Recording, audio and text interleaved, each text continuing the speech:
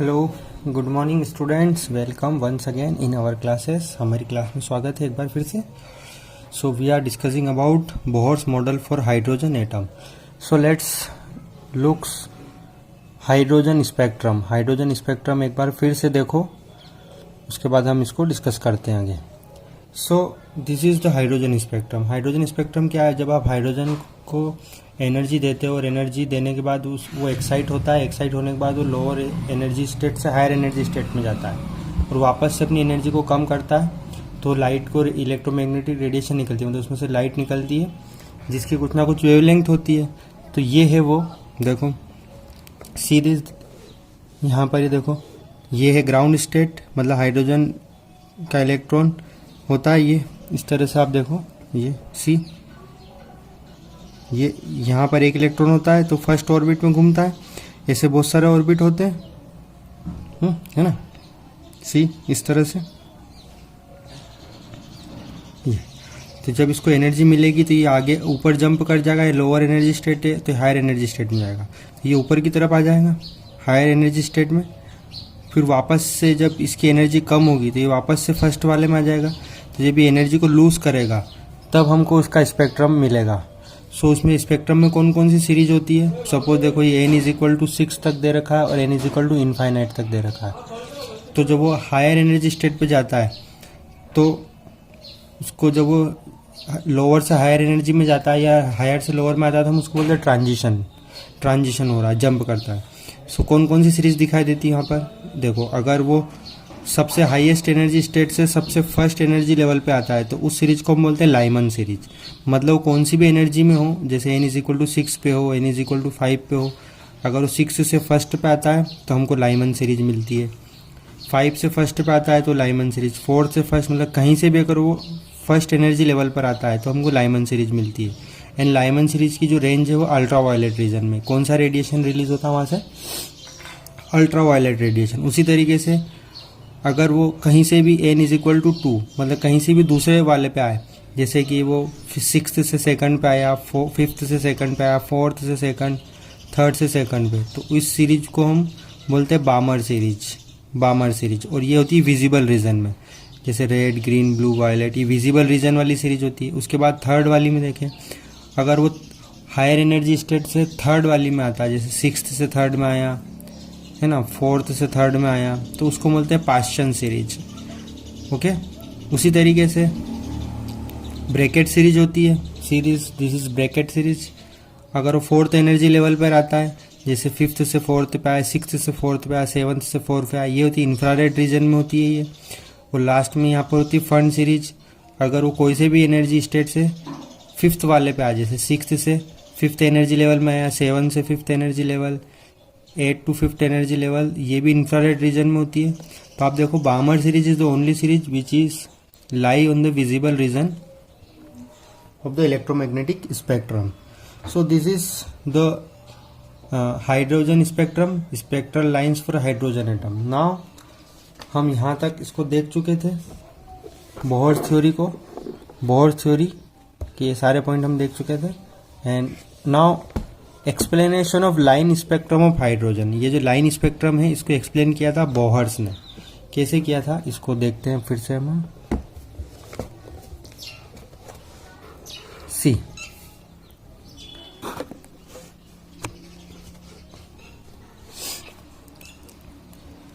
Using Bohr's model according to assumption 2, जो Bohr model का assumption 2 है, एनर्जी जो है, अगर कोई इलेक्ट्रॉन एनर्जी को एब्जॉर्ब करता है, मूव करता है, orbits of smaller principal quantum number, इस लोअर एनर्जी स्टेट से हायर एनर्जी स्टेट में जंप करेगा। मतलब अगर कोई इलेक्ट्रॉन एनर्जी को एब्जॉर्ब कर लेता है तो लोअर स्टेट से हायर स्टेट में जाएगा, ठीक है।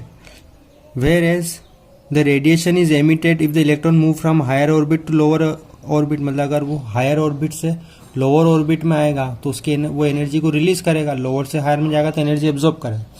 अगर लोअर से हायर में जाता है तो एनर्जी एब्जॉर्ब होगी। And if it jump from higher to lower तो एनर्जी रिलीज करेगा। इसको बोलते हैं ट्रांजिशन। सो अगर वो लोअर से हायर में जाता है तो लोअर और हायर एनर्जी के बीच का जो गैप है, एनर्जी गैप बिटवीन ये जो two orbits is given by the equation. हम इस इक्वेशन से उनके बीच का एनर्जी का डिफरेंस पता कर सकते हैं। Okay, this is the another important formula, delta E is equal to E final minus E initial. दिख रहा है आपको, E final minus E initial. Okay, so ये जो इक्वेशन है,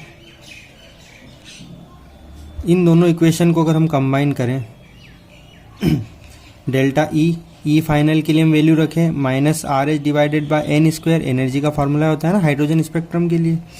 सो minus R H divided by n square, ये minus already है इसमें, और एक माइनस, और इनिशियल के लिए वैल्यू रखेंगे R H divided by E initial का square. So where N initial and N final stand for initial orbit and final orbit. तो ये फाइनल ऑर्बिट की एनर्जी, ये इनिशियल ऑर्बिट की एनर्जी। तो अब देखो ये माइनस माइनस प्लस हो जाएगा, तो ये प्लस वाले को हम पहले लिख लेंगे। इसमें आर एच और आर एच इसमें भी है, तो आर एच यहाँ से कॉमन बाहर निकाल लिया हमने, तो ये आर एच इधर बाहर लिखा, तो 1/n स्क्वायर हो जाएगा। ये माइनस माइनस प्लस, तो इस प्लस वाले को हम आगे लिख देंगे, इस माइनस वाले को पीछे लिख देंगे, इनिशियल वाले को पहले लिख देंगे, क्योंकि ये दोनों मिलके प्लस हो जाएंगे। ओके, सो ये हमारा फार्मूला बनेगा, final formula for hydrogen spectrum. Okay, see this is the in another important formula. Okay, so R H की वैल्यू आपको पता है, ये this is Rydberg constant and the value of this constant is 2.18 multiplied by 10⁻18 joule and 1/n initial square, initial orbit के लिए, and -1 final orbit के लिए। सो इससे हम कैलकुलेट कर सकते हैं इस फॉर्मूले से कि अगर कोई इलेक्ट्रॉन लोअर एनर्जी स्टेट से हायर एनर्जी स्टेट में जाता है तो उन दोनों के बीच में एनर्जी का डिफरेंस कितना है, और अगर हायर से लोअर में आता है तब भी ये फार्मूला हम यूज़ कर सकते हैं।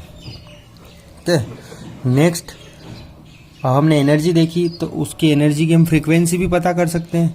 उसकी फ्रीक्वेंसी क्या है, frequency associated with the absorption and emission of the photon can be evaluated by using equation.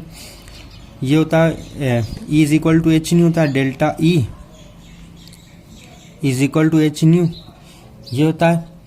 तो हम न्यू की वैल्यू भी कैलकुलेट कर सकते हैं, तो delta E divided by h, nu is equal to delta E divided by H.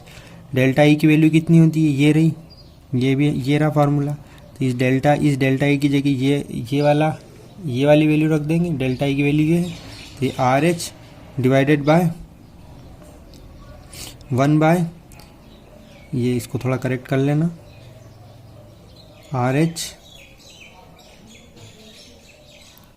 Divided by h, okay, 1/, ये initial orbit का स्क्वायर, 1/, फाइनल ऑर्बिट का स्क्वायर। ये फाइनल बनेगा, ये फॉर्मूला बनेगा, ठीक है। R H divided by h, h is equal to Planck's constant and 1/, initial orbit square minus 1/, final orbit square. So next we put the value of R H, इस R H की value put करेंगे, ये value होती है R H की, and H Planck's constant की value हम put करेंगे, दोनों वैल्यूज में रखेंगे, तो 6.626 मल्टीप्लाइड बाय 10⁻34 जूल पर सेकंड।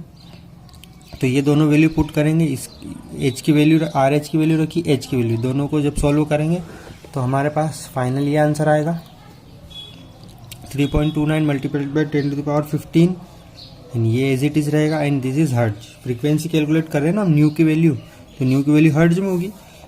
और अगर आप वेव नंबर कैलकुलेट करना चाहते हो, and in terms of wave number को हम क्या लिखते हैं, new bar, this is new bar. New क्या होता है, न्यू बार का फॉर्मूला क्या होता है, nu divided by c is equal to, nu की वैल्यू क्या होती है, R H divided by h, and ये इतनी वैल्यू होती है, तो इसकी डिवाइडेड बाय एच सी इस फॉर्मूले में ऑलरेडी है, न्यू की वैल्यू रख देंगे ये वाली। सो इसको वापस से सॉल्व करेंगे, तो ये इस वैल्यू को हम क्या बोलते हैं, आर एच की वैल्यू रखेंगे, एच की वैल्यू रखेंगे और सी की वैल्यू रखेंगे। तो आर एच, ये rebar constant divided by H, ये वैल्यू हमारे पास ये ऑलरेडी है, ये वाली, इसको भी सॉल्व किया था ना हमने। तो are H divided by H की जगह ये वैल्यू पुट करेंगे, और सी की वैल्यू क्या होती है, स्पीड ऑफ लाइट। तो यहाँ पे स्पीड ऑफ लाइट की वैल्यू रखेंगे 3 मल्टीप्लाइड बाय 10⁸ मीटर पर सेकंड, और ये एज इट इज रहेगा। इसको सॉल्व करने पर ये आने वाला है 1.09677 मल्टीप्लाइड बाय 10⁷, एंड दिस। सो अगर एब्जॉर्प्शन स्पेक्ट्रम देख रहे हैं, मतलब एनर्जी को एब्जॉर्ब कर रहा है।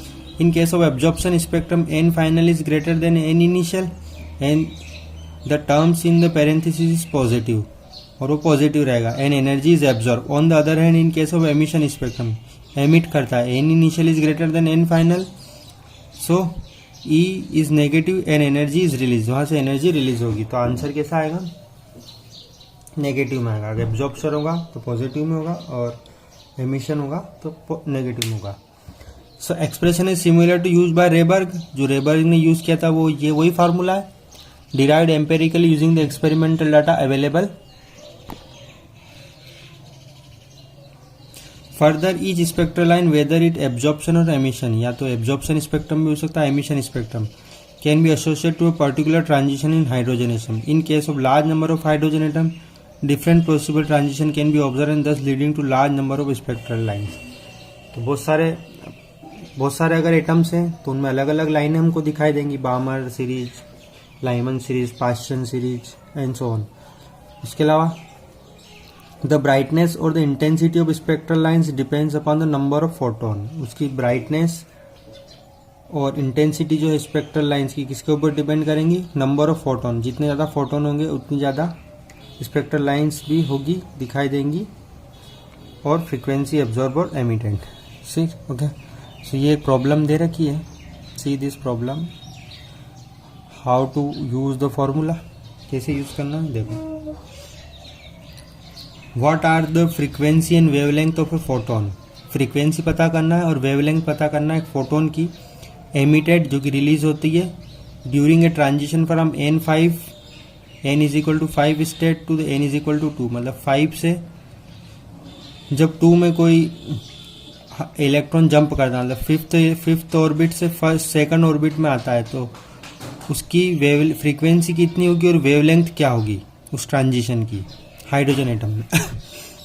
तो देखो एन इनिशियल क्या है, फाइनल एन इनिशियल कितना है 5 और एन फाइनल कितना है 2, तो ये ट्रांजिशन गिव्स है 5 से जब 2 पे आता है तो कौन सा ट्रांजिशन होता है? बामर सीरीज का ट्रांजिशन होता है। देखो मैंने बताया था आपको, ये देखो एक बार और, सी दिस, अगर इलेक्ट्रॉन सेकंड वाले पे आता है, मतलब कोई सी भी ऊपर वाली लाइन में हो, ऊपर वाली लाइन से अगर वो सेकंड पे आता है तो बामर सीरीज कहलाती है। तो ये ट्रांजिशन कौन सा है? बामर सीरीज का transition. So fifth, so from equation हमारे पास फॉर्मूला है, कौन सा फॉर्मूला? डेल्टा ई, ये वाला, delta E is equal to R H and 1 by n initial square minus 1 by n square final, ये फार्मूला है। ठीक है, इस फार्मूला में वैल्यू पुट करेंगे तो देखो ये आर एच की वैल्यू ये रही, इसको हम यहाँ पे रख देंगे आर एच की वैल्यू को as it is. Okay, initial कितना है 5 का स्क्वायर माइनस फाइनल कितना है 2 का स्क्वायर। इनिशियल पोजीशन 5 से 2 में आ रहा है, तो जब इसको आप सोल्व करोगे तो माइनस, यहाँ पे माइनस का साइन लगा लेना। ठीक है, कितना आएगा ये 4.28 मल्टीप्लाइड बाय 10⁻⁻19 जूल, मतलब फिफ्थ से 2 में आना है तो एनर्जी रिलीज हो रही है तो माइनस आएगा। तो यहाँ से हमने एनर्जी कैलकुलेट कर ली, अब एनर्जी आ गई है हमारे पास, तो frequency and wavelength both can be calculate. So देखो हमारा फार्मूला क्या है, delta E is equal to H nu. हमारे पास ई की वैल्यू है, हमको क्या कैलकुलेट करना है? न्यू की वैल्यू कैलकुलेट करना है। तो ये delta E divided by H हो जाएगा, एच इस तरफ आ जाएगा, तो न्यू की वैल्यू, डेल्टा ई की वैल्यू कितनी है ये अभी हमने सोल्व निकाली, ये 4.58 multiply by 10⁻⁻10 joule, and H Planck's constant की वैल्यू दिस, तो प्लांक कांस्टेंट की वैल्यू रखेंगे, इन दोनों को सोल्व करेंगे तो ये आंसर आएगा। उसी तरीके से हमको वेवलेंथ भी कैलकुलेट करना है। वेवलेंथ क्या होती है? Nu is equal to lambda is equal to C by nu, ये फार्मूला लगाएंगे वेवलेंथ के लिए, lambda is equal to C by nu. C की वैल्यू कितनी थी? Speed of light, speed of light की वैल्यू रखेंगे 3 multiply by 10⁸ metre second inverse. Nu की वैल्यू अभी हमने कैलकुलेट करी, वो रख देंगे। सो फाइनल आंसर आ जाएगा हमारा 434 and this answer will be in nanometre. Nanometre means 10⁻⁹। Next question देखो, calculate the energy associate with the first orbit of helium plus. Helium plus के लिए हमको पहले ऑर्बिट की एनर्जी कैलकुलेट करना है। एंड उसकी रेडियस भी कैलकुलेट करना, what is the radius of this orbit. So इसके लिए फॉर्मूला क्या है हमारे पास, हीलियम के लिए कैलकुलेट करना है अब हमको, तो फॉर्मूला ये लगाएंगे 2.18 multiplied by 10⁻⁻18 joule and Z square divided by n square. हमको हीलियम के लिए कैलकुलेट करना है, हीलियम प्लस, तो हीलियम के लिए जेड की वैल्यू कितनी होती है 2, और किसके लिए कैलकुलेट करना फर्स्ट ऑर्बिट, तो एन की वैल्यू क्या आ जाएगी 1, तो जेड की वैल्यू रखेंगे हम 2 का स्क्वायर और एन की वैल्यू रखेंगे 1 का स्क्वायर, तो n is equal to 1 and Z is equal to 2। तो इसको सोल्व करेंगे तो answer comes out to be this, ये आंसर आ जाएगा।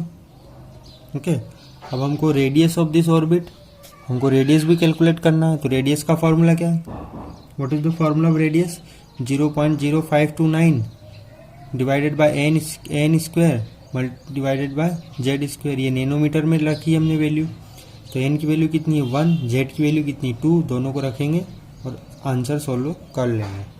So this is all about Bohr's model. अब हम इसकी लिमिटेशंस देख लेते हैं, इसमें क्या क्या, what is the limitation of this model, इसमें क्या क्या कमियां हैं। So let's discuss what is the limitation of the Bohr's model.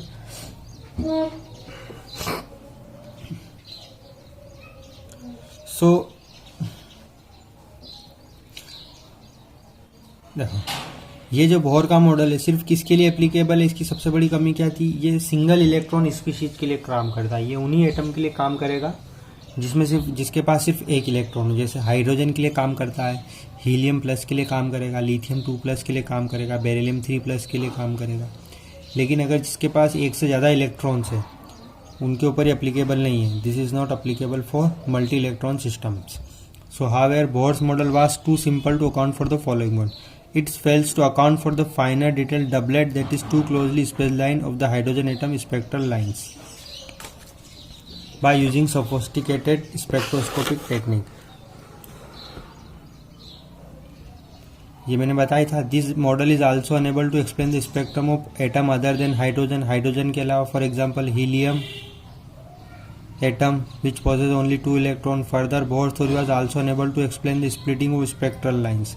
ये जो हमको लाइनें दिखाई दे रही हैं, Balmer series, Lyman series, Paschen series, इसका स्प्लिट हो जाना मतलब टूट जाना। कब टूट जाना, in the presence of magnetic field, जब मैग्नेटिक फील्ड में स्पेक्ट्रल लाइन स्प्लिट हो जाए उसको हम बोलते हैं जीमन इफेक्ट, और इलेक्ट्रिक फील्ड में जब स्प्लिट होती है तो हम उसको बोलते हैं स्टार्क इफेक्ट। इसको एक्सप्लेन नहीं कर पाया। And next, it could not explain the ability of atom to form molecule, atom से मॉलिक्यूल किस तरह बनते हैं केमिकल बॉन्ड से, इसके बारे में भी इसमें कोई जानकारी नहीं थी। Okay,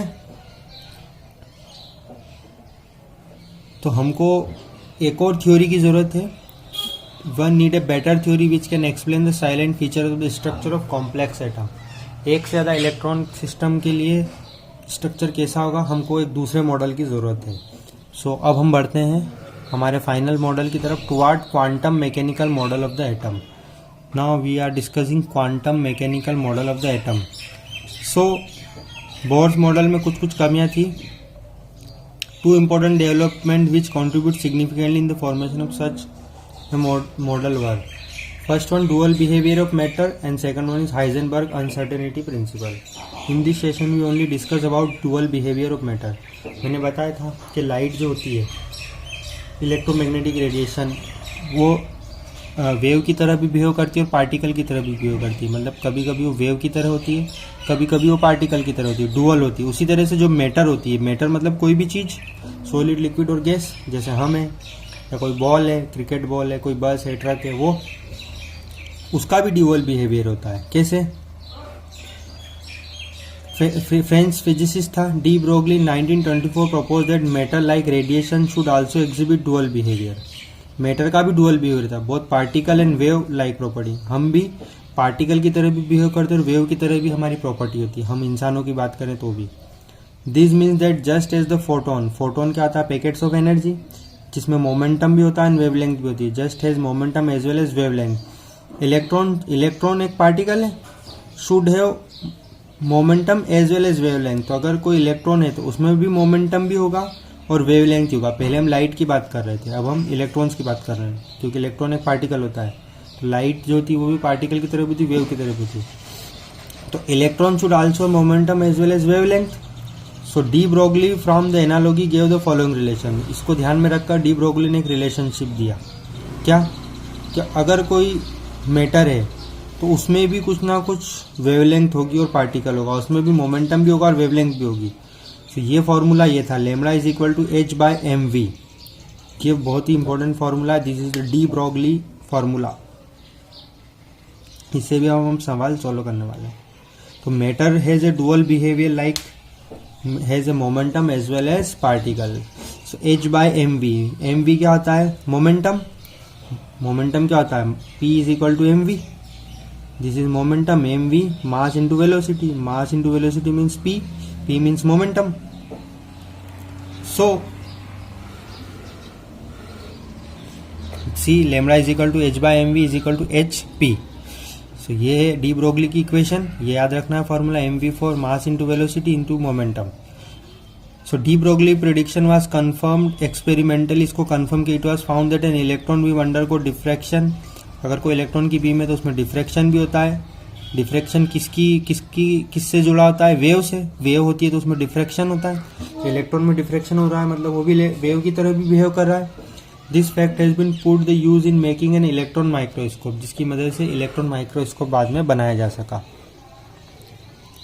which is based on the wave like behaviour. Electron just as an ordinary microscope utilise the wave nature of light. An electron microscope is a powerful tool in modern research because it achieves a magnification about 15 million times. Electron microscope का magnification कितना होता है? मतलब ये चीज़ों को कितना zoom कर सकता है? 15 मिलियन. 15 मिलियन मीन्स 1 मिलियन में कितने होते हैं? 10 लाख. 15 million means 1.5. 1 करोड़ और 50 लाख मिलियन गुना उसको बड़ा कर सकता है किसी चीज़ को. ठीक है. तो de Broglie theory, every object in motion. अगर कोई भी ऑब्जेक्ट है, कोई भी चीज़ है, सपोज हम ही है या कोई बॉल है या कोई बस है, अगर वो कुछ चल रही है तो वो वेव भी जनरेट करती है. समझ में आ रहा है डी ब्रोगली का इक्वेशन का मतलब कि अगर कोई चीज़ मोमेंटम में चल रही है, अगर हम भी चल रहे हैं तो हम भी वेव जनरेट करेंगे. या कोई बस है, कोई बॉल अगर चल रही है, बॉल आपने फेंकी तो उसमें भी वेव जनरेट होंगी. तो वेव जनरेट होंगी तो उसकी वेवलेंथ भी होगी. तो वेवलेंथ एसोसिएटेड और तो उसकी वेवलेंथ क्या होती है? बहुत छोटी होती है क्योंकि उनका मास बहुत ज़्यादा होता है. Because of their large masses their wave properties can not be detected. उसकी वेव इतनी छोटी होती है कि उसकी वेवलेंथ को पता करना बहुत मुश्किल होता है क्योंकि उनका मास बहुत ज़्यादा होता है. विथ वेरी स्मॉल मास, अगर मास छोटा है तो वेवलेंथ ज़्यादा होगी. Result option from the following problem prove this point qualitatively. तो ये था डी ब्रोगली का कि अगर मैटर भी जो होता है वेव की तरह भी बिहेव करता है एंड पार्टिकल्स की तरह भी बिहेव करेगा. This is the de Broglie equation. ये इक्वेशन आप याद रखें. इससे रिलेटेड अब हम कुछ सवाल सॉल्व करेंगे. Okay. So today is enough for today. आज के लिए इतना ही. बाकी हम Heisenberg uncertainty principle will be discussed in our next classes. Okay, Heisenberg uncertainty principle. So okay, whatever we learn, please practice is learned is. इसको पढ़ें, word to word याद रखें, पढ़ें. Okay, so bye bye, thank you.